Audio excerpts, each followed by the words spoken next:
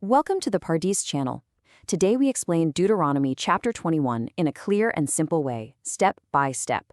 So let's set the stage real quick. We're hanging out with the Israelites, and they are literally right on the brink of entering the Promised Land. They've just been handed some massive responsibilities, right? Moses is laying out the exact laws and statutes they're going to need to build a fair, just, and pure society completely from scratch. Okay, let's dive right into chapter 21.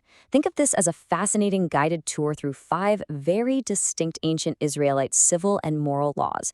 And look, these aren't just random, arbitrary rules. They tackle some of the absolute messiest, most complex parts of living in a human community. We're talking murder, warfare, messy family disputes. You might wonder, why group these specific laws together? Well, it's because they deal head-on with the harsh realities of a brand new society that desperately needs strict boundaries to keep its moral compass pointing true. We're going to walk through every single verse together today, uncovering the profound, plain meaning behind each of these 5 case laws. Here's our roadmap for today's explainer. We've got 6 parts. First, the unsolved murder. Second, the captive woman. Third, rights of the firstborn. Fourth, rebellion and executions. Fifth, practical life lessons we can actually use today. And finally, a quick chapter recap. Section 1. The unsolved murder. Atoning for innocent blood. In verses 1 through 9, we start with our very first case. The mystery of a slain body found in a field with absolutely no known killer. Just imagine the scene. A person is found murdered out in the open, and nobody has a clue who did it. The text takes this incredibly seriously, because innocent blood pollutes the land. And just ignoring it? Well, that would completely normalize violence. So here's exactly how the community had to handle it, going verse by verse. First up, the elders and judges actually have to go out and literally measure the distance from the body to the surrounding towns. This is totally practical. It removes all the guesswork and strictly assigns the geographic responsibility to the absolute closest town. Once they figure out which town that is, the elders of that town have to take a heifer. That's a young cow that's never been worked, never even worn a yoke.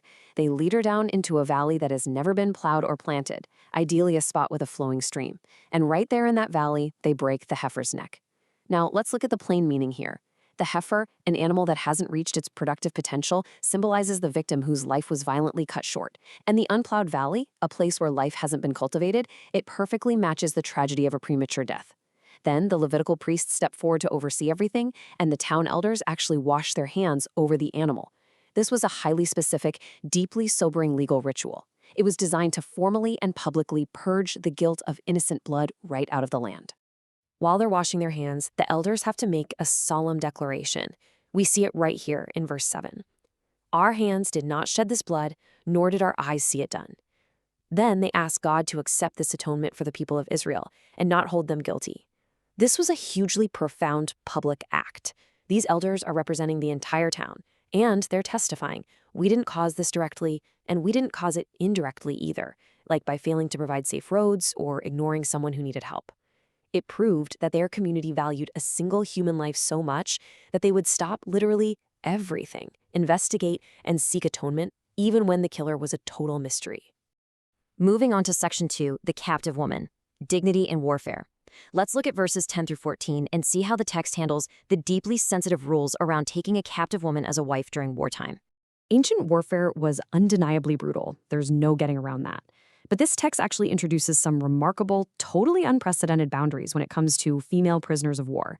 If an Israelite man sees a beautiful captive woman and decides he wants to marry her, he can't just forcefully take her on impulse. No way. The plain text lays out a strict process that forces him to hit the brakes. She's brought into his house where she has to shave her head, cut her nails, and throw away the clothes she was captured in. Now, you might be asking, why these specific actions? Well, it represents a profound physical and symbolic break from her past life. It completely strips away the superficial allure of a captive, humanizing her in the eyes of the soldier. And this is absolutely crucial. She is given a full month just to mourn her father and mother. This acts as a mandatory cooling-off period for the man's infatuation, and it gives the woman a dedicated, protected time to genuinely grieve for the life she just lost. Only after that month is over can he marry her. And check out the strict, non-negotiable protection built right in. If he later becomes displeased with her, he has to let her go completely free. He is absolutely forbidden from selling her for money or treating her as a slave because he has humbled her. This law prioritized basic human dignity, empathy, and serious protection against treating a human being as mere property. All right, Section 3, Rights of the Firstborn, Inheritance and Fairness. Verses 15 through 17 lay out the absolute, unshakable inheritance rights of the firstborn son.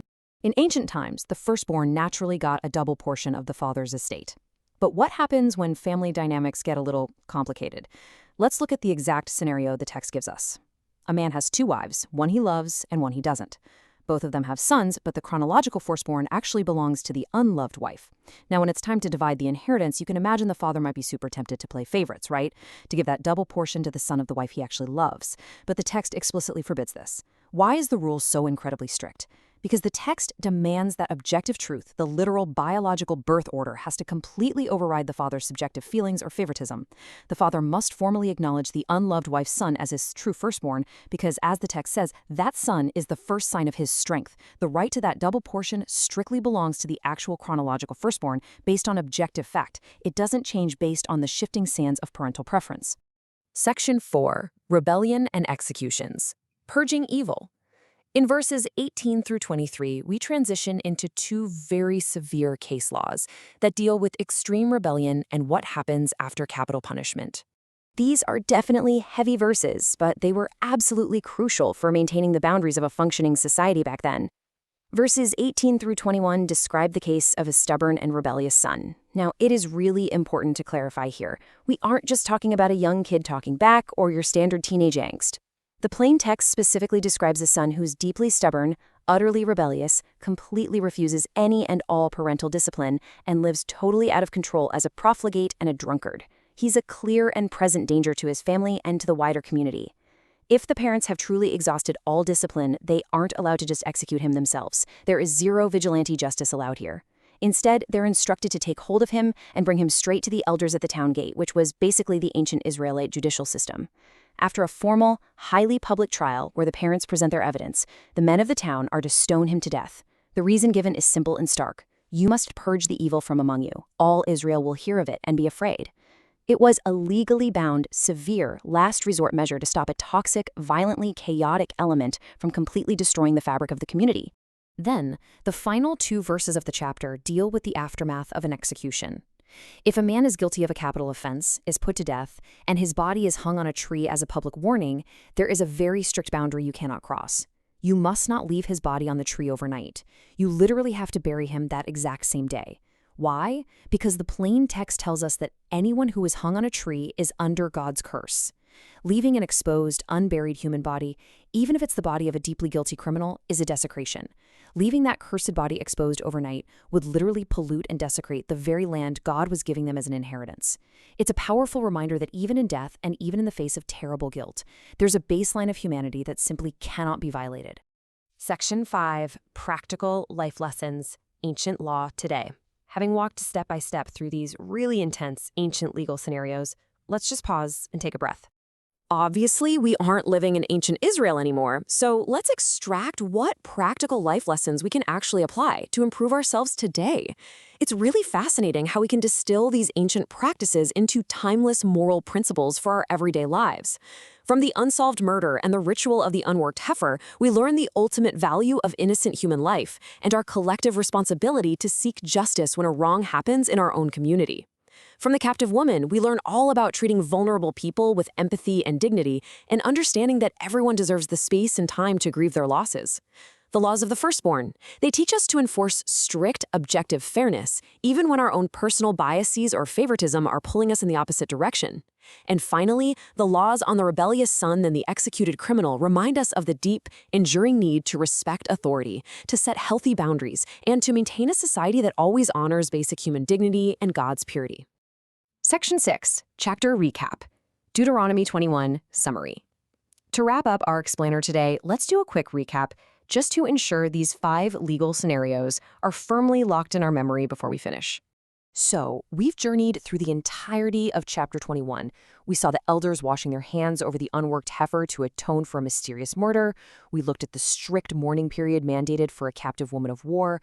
We learned exactly how the chronological firstborn's rights completely override a father's subjective favoritism.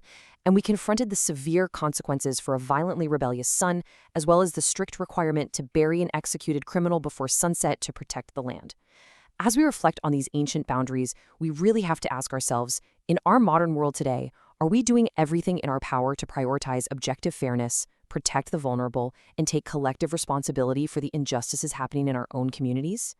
Thank you for learning with us. If this helped you understand the chapter better, like, subscribe, and join us for the next chapter.